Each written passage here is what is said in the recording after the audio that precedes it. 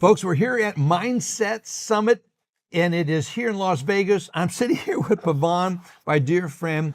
It's so exciting to see, Pavan, this event and how you bring some amazing speakers. It just gets better and better and better. What's your inspiration? Why are you doing this? You know, it's just the speakers that we have, they're friends. And they come because they want to be a part of the ecosystem.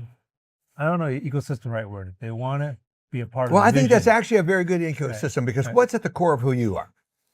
You know what the core of who you are is what the core of who your dad was. I met this guy when he was 11 years old. What's an old man like me? I used to trade loans to his dad. And his Pavan came in on a skateboard in his dad's office, sat down, swinging his legs, sat down. His dad said, "You got to meet my son. He's a computer savant." I didn't realize, but there's some things that your dad. So when I first met you, I started telling you stories, not knowing that you knew that was you were Harry's son, Harry's son. Yeah. And I started telling you stories of mentor, and you go like, "Yeah, you did know my dad, didn't you?" Because he pushed you, he challenged Well, you. you knew him in ways that very few people knew. So that when you said some of those things, I'm like, okay, you were close. Yeah, I was. He didn't open up to a lot of people. What he did open up is to people who are hungry to learn. Yeah. And he challenged it. Yeah. He didn't see that as, "Oh, that's really good, Dave. You're hungry to learn." He saw that and pushed me. Yeah. And he pushed you. And I look at one of the things that you're not doing these events for yourself. You've done well. You've got a beautiful home. You got a beautiful family. You've got a lot of success. What you're doing now, which is so emblematic and so representative in each one of the speakers, is the ecosystem you're creating. It's for others. Yeah. So I'll give you an example. Like one of the speakers was the former UK head of trade ministry and head of House of Lords. And so he flew in specifically for this event. And why he came for this event was because he wanted to be a part of the group of people that are here. And he wanted to get his message out to this group, right? So when you do these events, we create an energy bubble. Mm-hmm. Think about like an energy bubble around. So there's this There is so clearly a bubble in this room. There is an energy bubble, and you could feel it. You can't see it, but you can feel this energy bubble. And then when you're inside the energy bubble, then your brain gets activated, and you start thinking about all these new possibilities that you never thought about before. And that's why he came here. Right? He'd heard about these events from previous colleagues, and he says, "Okay, I'm not going to miss the next one." Flew all the way from England. So I have a question. Why are you not here when we have someone who is a part of the House of Lords? Former House of Lords. Former and head of the UK Trade Ministry. Yeah. He flew all the way from UK to be here. So why aren't you here? Well, if you were here, you're going to be benefiting from some of the most motivational, exciting speakers that are here. But it goes back to why you're doing this, why you built Angel AI. I just interviewed Manny a little bit ago, and it was one of those interviews you go like, I don't want this to end, because you're talking to someone with such brilliance, enthusiasm for the whole blockchain and what this can do. And what he got excited about is what I see you get excited about when you're talking about blockchain, how it becomes a great equalizer across multiple economies, across many geographic markets. Get a little insights more, build on what Manny's enthusiasm is. Yeah, there's so much work to be done right now. There's 2 billion plus people that are unbanked or underbanked across the world. And there's never been any technology to date, other than now we finally have AI plus blockchain, that we can get to them wherever, and they could be in the most remote place on the planet. And now they have broadband, thanks to Starlink. Yeah. They have broadband. Thank you, Elon. Another brilliant guy. They have broadband. They have smartphones. Smartphones are so $50, right? And so for that $50, you have your complete bank in one place, right? Your bank account, which is your crypto wallet, and your ability to lend, and your ability to borrow money to get credit on the spot for your business, for yourself, So think about what that does to the potential of the global economy. So put it right now, the U.S. credit market, there's $18 trillion is the U.S. consumer credit market. Right. And the global credit market is $55 trillion. 18 versus 55. Right. And if you think about it, I mean, the population of the U.S. is only 300 million people. The global population is 8 billion people, right?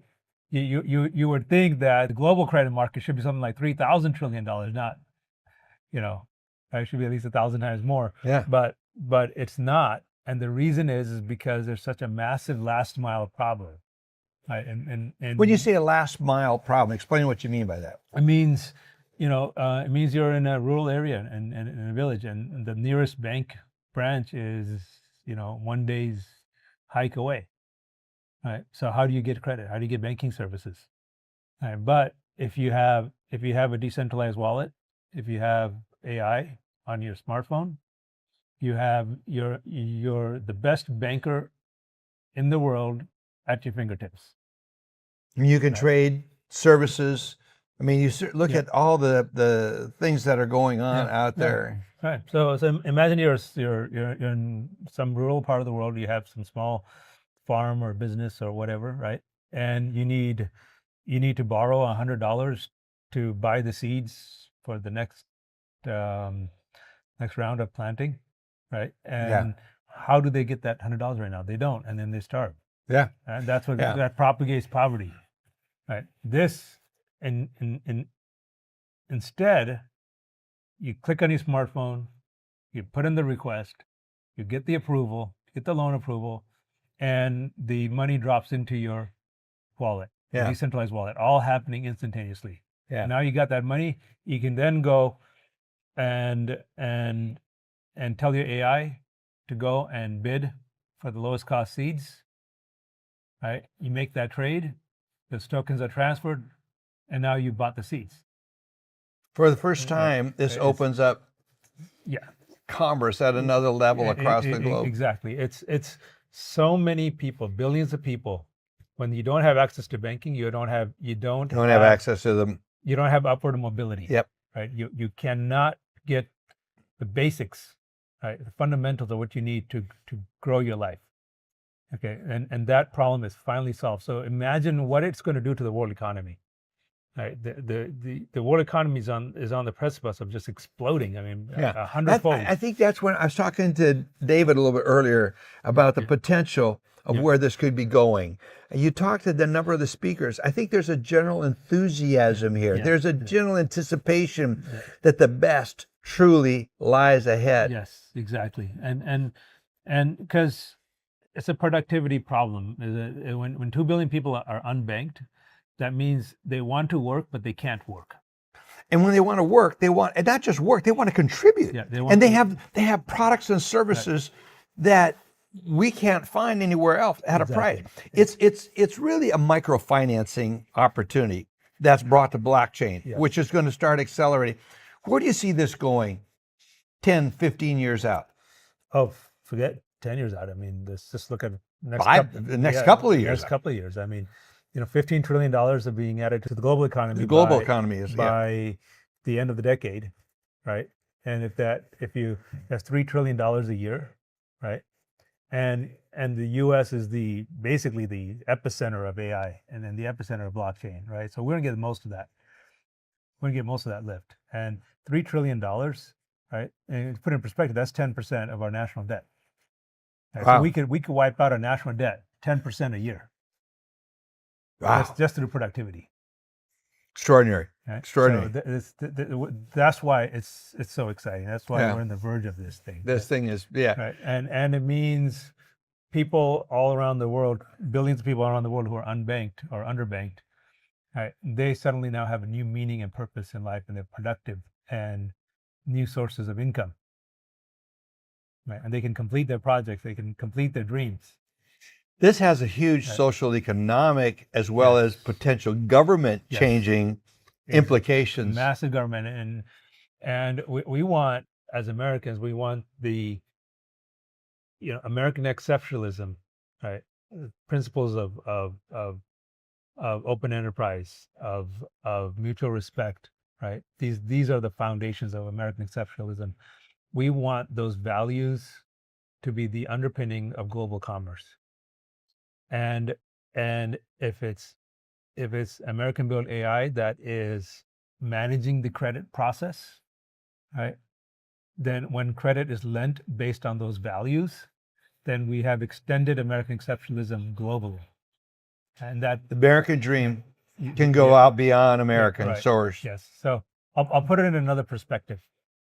So in the 20th century, with the petrodollar, with post World War II, and the Bretton Woods Agreement, the U.S. dollar became the global world reserve currency.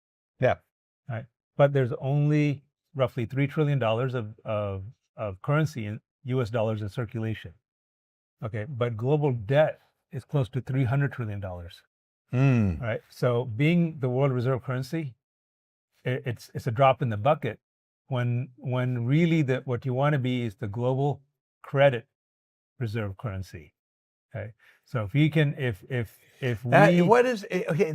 we control global credit, right, $300 trillion of global credit, if our AI systems manage that global credit, right, that is the 21st century race, right?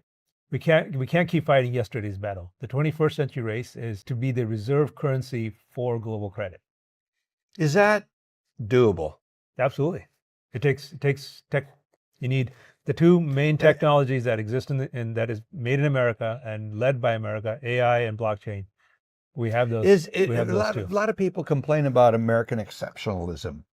That we are, I don't complain. I don't complain about it. No, I think a lot of people are envious about it. But you have those that are out there beyond our shores that are concerned that we're taking our financial systems. I guess where I'm thinking about is those that are objecting to this happening, Pavan. What I love about our conversations is you think out of the box. You are thinking way ahead at multi-level chess, the way you're looking at things. Yeah. I'm looking at the cause and effect. You are looking at this and making some pretty interesting predictions. Yeah, and this is what's going to happen, one way or the other. Yeah. Right. When $300 trillion of debt is circulating in the world, right? Debt is the global reserve currency, really, not the dollar. Right. Right. So we need to capture that under the American system. Right. So that's a done deal. It has to happen. Right. If we want to stay a superpower, that has to happen. Okay. When you say it captured under our built on a system based on our foundational values. That's what I thought. Right? I want to make sure that was clearly stated as when the people heard that. Yeah, yes. Good. Yes, exactly. Are we exporting something that is good for the world? For us who are enjoying Americanism, our economy, who would say that we're not in a, but there are a number of people that say socialism is the only way. You look at who we have in Mondavi, who's in New York. I can't think of, there's not one implementation of socialism that has worked. That's right. And socialists will say, well, that wasn't the right socialism. Yeah, they're always introducing a new version of it. Yeah, right? But every implementation of capitalism has worked. That's right. Right? Has led to, the capitalism has a set of problems, and there's people, who don't do well. But as a whole, every economy that's implementing capitalism as a whole, because when you're running a country, when you're doing geopolitics, you have to look at on average, right? Mm-hmm. Right? Yes, some people get left out. Some people get exceptionally wealthy, right? There's imbalances in capitalism, which is a different conversation how we fix the imbalances. But you would see that the median always rises in capitalism, right? Okay. And the median always drops in socialism. That's true. Right? Okay. Now, and it doesn't mean that is an important observation. Yes. And it doesn't mean that capitalism is the end all, and it doesn't mean that socialism is the worst. Okay. But right now, if the debate's between the two, I'll pick capitalism because I want the median to rise. Exactly right.